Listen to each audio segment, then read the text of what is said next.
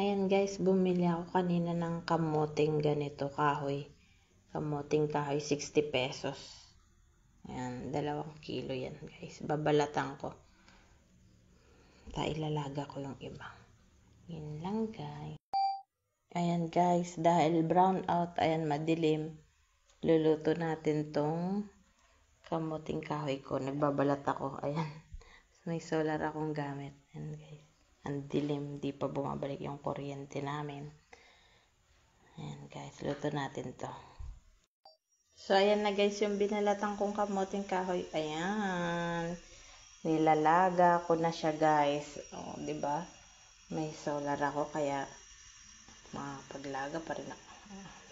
Binalatan ko na yung iba hindi. Ayan. Gusto kong kumain kaya. So ayan na guys.